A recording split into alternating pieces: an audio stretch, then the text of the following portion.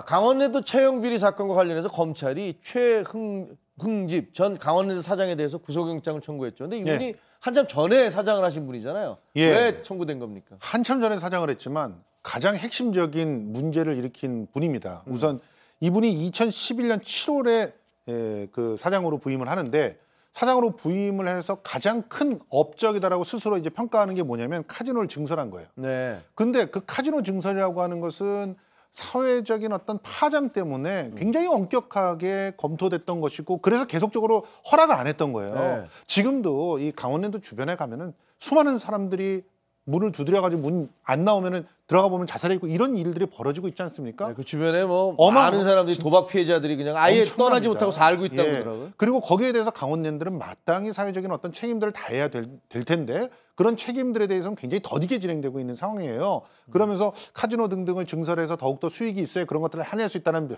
변명으로 이제 버티고 있었던 건데, 그것 때문에 영장을 청구한 건 아니잖아요. 근데 그 증설을 해줬어요. 근데 증설을 왜 했느냐 하는 게 중요해요. 그 증설 허락을 왜 해줬느냐.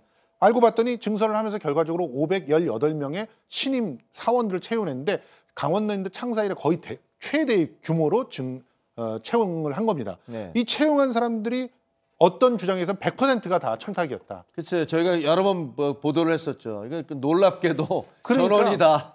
결과적으로는 증설을 해준 이유가 뭐냐는 거예요. 증설을 정부에서 허락해준 이유는 결과적으로 온갖 그 인적인 어떤 그 농공 행상들을 하기 위한 그런 어떤 공간으로서 강원랜드를 사용한 게 아니냐, 이런 얘기들이 나오고 있는 것이고, 그래서 이 부분에 대해서 주도를 했다고 생각해서 업무방해와 강요죄로 구속영장이 청구가 된 겁니다. 그렇군요.